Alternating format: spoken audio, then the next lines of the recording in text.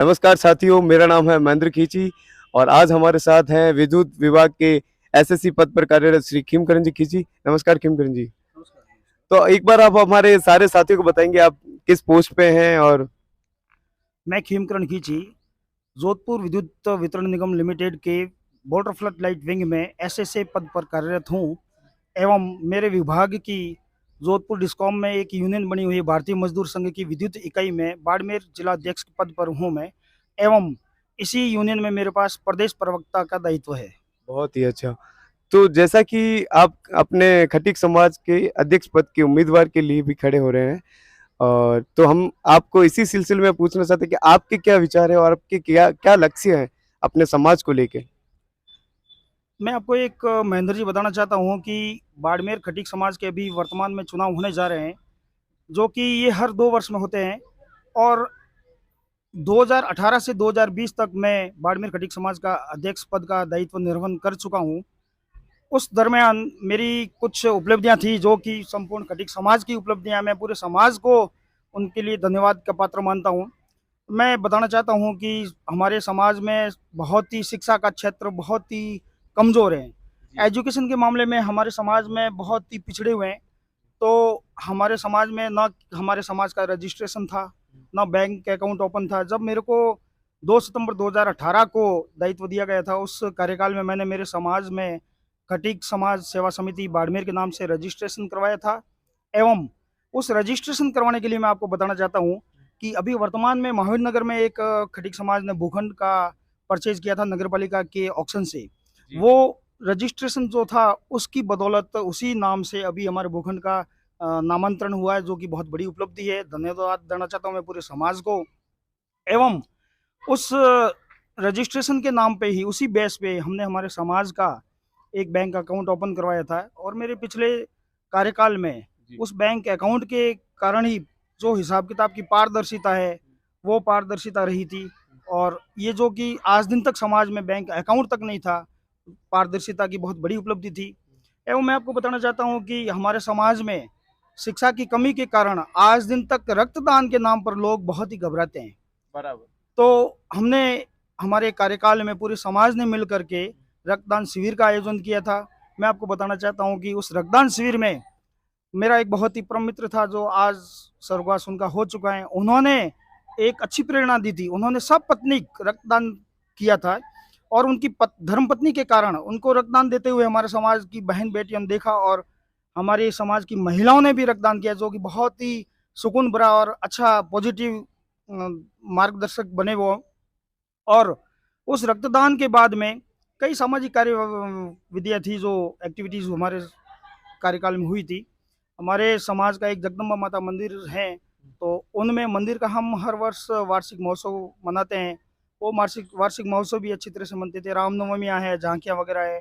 शिक्षा के क्षेत्र में भी कई कार्यकाल हमारे समाज में हम सभी ने मिल करके किए थे। अच्छा, बहुत ही बढ़िया। जैसे कि आपको सुन के ऐसा लगता है कि आपके कार्यकाल बहुत ही सराहनीय रहा है। तो मैं आपसे ये पूछना चाहता हूँ कि जैसे आपका पूर्व में कार्यकाल था, तो अभी आपकी क्या लक्ष्य हैं जो आपने जो पिछले कार्यकाल में आपसे आपको लगता है कि मेरी कुछ कमियां रह गई या फिर जो मैंने जो सोचा था वो काम पूरा नहीं कर पाया। तो अगर आप अभी अध्यक्ष पद पे दावेदारी कर रहे हैं और आप अध्यक्ष बनते हैं समाज के, तो आप अपनी समाज को किस ऊंचाई पर देखना चाहते हैं और पिछली बार जो क्या कमियां रह गई जो आप इस बार पूरा करना चाहते हैं। मैं आपको बताना चाहता हूँ, उपलब्धियों की अगर गिनती करवाएं तो ये मतलब कोई उपलब्धियां मेरी नहीं थी, ये पूरे समाज की है। मैं इन उपलब्धियों को पूरे समाज के सामने न्यौछावर करता हूँ, समाज की उपलब्धियां, ना कि मेरी कोई निजी उपलब्धि है। आपको एक बताना चाहता हूँ कि कोरोना काल में जो वैश्विक महामारी फैली थी, जी। उसमें प्रथम लॉकडाउन में आपको मालूम होगा कि पूरा देश, पूरा विश्व बिल्कुल लॉकडाउन था, सख्ती थी। हर समाज में वंचित परिवार रहते हैं, हमारे समाज में भी वंचित परिवार हैं, बेसहारा, असहाय भी है। तो आजीविका का उनके सामने बहुत ही, मेरे सामने ये विचार आया, क्यों ना हम समाज के साथ ही मिल करके हमारे इन भाइयों का कुछ करें। तो खटीक समाज में मैंने ये मेरे कार्यकाल में, प्रथम कार्यकाल में रखा था। उस कार्यकाल में गुप्त दान लेकर के, और हमने कोरोना काल में 2 बार राशन सामग्री का वितरण भी किया था। और उनको ऐसा महसूस नहीं हो कि मैं अकेला हूँ या बेसहारा हूँ। समाज पूरा साथ है, मैंने उनको पूरा विश्वास दिलाया, हम सभी ने मिल कर के उनकी सहायता भी की थी।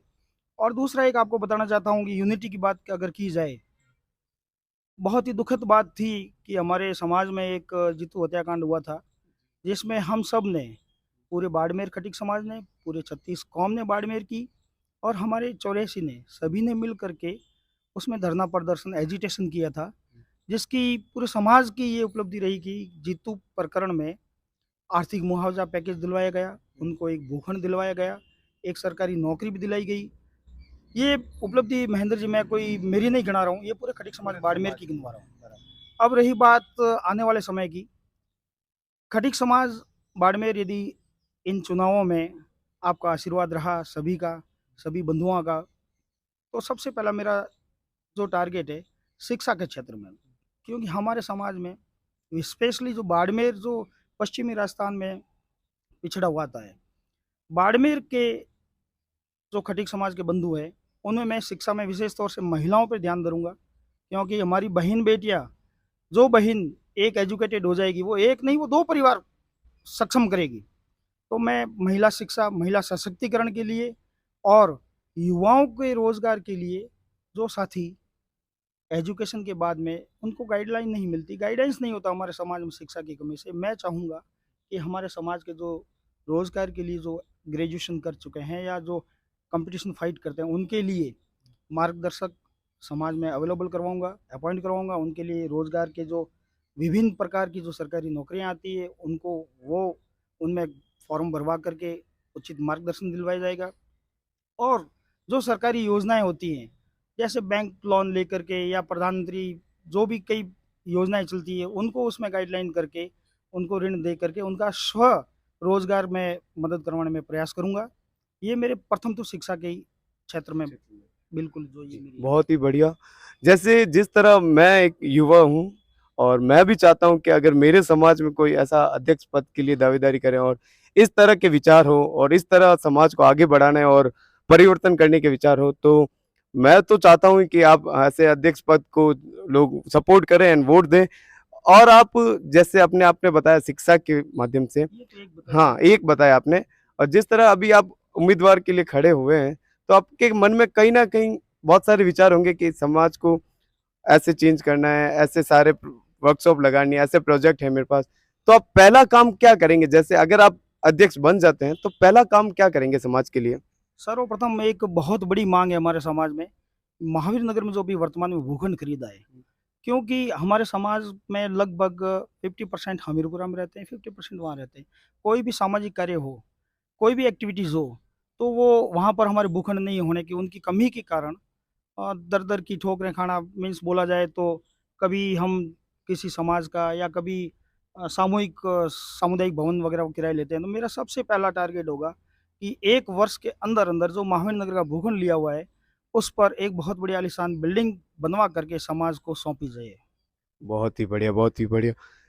और एक और सवाल था, जैसे कि आप खटीक समाज में अधिकतर लोग अपने कबाड़ी का काम करते हैं, तो कई बार ऐसा भी देखा जाता है कि पुलिस जबरदस्ती रेड मार देती है, माल पकड़ लेती है, जिसको पता भी नहीं है कि मैंने 2 नंबर का लिया, पुलिस बोलती है आपने 2 नंबर का लिया। वो पूरा परिवार परेशान होता है, वो परेशान होते हैं, बिना पूछे जेल में डाल देते हैं। तो उसके लिए आप समाज को क्या मैसेज देना चाहिए, आप किस तरह खड़े रहेंगे और कैसी कार्रवाई और कैसे विचार आपके हैं और किस तरह का आप कार्य करना चाहेंगे? मैं चाहूँगा कि इस क्षेत्र में भी, चूँकि मैं मेरे विभाग में यूनियन के लीडर के नेतृत्व कर रहा हूँ, तो मैं मेरे समाज में भी एक कबड्डी एसोसिएशन का गठन करवाऊँगा। और जो बिना बिना रीज़न के, बेवजह जो ये पुलिस कार्रवाई वगैरह होती है, उसमें भी यूनिटी बना करके हम पुलिस अधीक्षक महोदय से मिलेंगे, जिलाधीश महोदय से मिलेंगे और ये जो समस्याएँ आती हैं, इनसे मैं निजात दिलवाऊँगा। बहुत ही बढ़िया। जिस तरह के उनके उच्च कोटि के विचार हैं, जिस तरह की सकारात्मक सोच है और जो जोश इनकी बातों में है, तो मैं देखना चाहूंगा इनके काम में भी वही का वही जोश होगा, उतनी ही ताकत से वो अपना काम भी करेंगे। तो एक बार अपने समाज से क्या अपील करना चाहेंगे? एक मैं और निवेदन करना चाहता हूँ जी सर। कि हमारे समाज में, पश्चिमी राजस्थान में आज दिन तक खटीक समाज में कभी भी सामूहिक विवाह का कार्यक्रम नहीं हुआ है। मेरी दिल की इच्छा है कि बाड़मेर में भी खटीक समाज का एक सामूहिक विवाह का कार्यक्रम आयोजन करवाया जाए, जिससे हमारे भी समाज की ओर से ये एक अच्छा शुभ संकेत, अच्छा मैसेज जाए। बहुत ही बढ़िया, बहुत ही। तो ये भी कार्य एक अपने आप में बहुत बड़ा कार्य है कि सामूहिक विवाह और अपने समाज में ऐसे लोगों के साथ जुड़ना और ऐसे परिवारों के साथ जुड़ना जो सक्षम नहीं है या फिर कहीं ना कहीं उनके अंदर डर होता है कि कैसे करवाएं कैसे नहीं करवाएं। तो एक समाज में लीडर के रूप में आगे आके ये सराहनीय काम करना मेरे लिए बहुत बड़ी बात है और आपको सुन के मुझे बहुत अच्छा लगा। अब अपने समाज वालों से क्या अपील करना चाहते हैं, एक बार सबके लिए क्या मैसेज देना चाहते हैं आप? मैं मेरे खटीक समाज के युवाओं बंधुओं से विनम्र अपील करना चाहता हूं कि मेरे जो 2018 से 2020 तक प्रथम कार्यकाल था, मेरा प्रथम कार्यकाल तो था, लेकिन अध्यक्ष पद का निर्वहन मैंने किया, आप सभी के सहयोग से किया।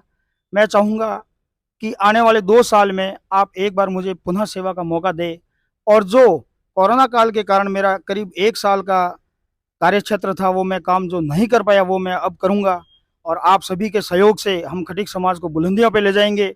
ये मेरा आपसे पुनः वादा है। धन्यवाद। ओके, बहुत बहुत शुक्रिया आपका खिमकरण जी। ऐसे ही बने रहे हमारे साथ नेक्स्ट एपिसोड के लिए। Thank you.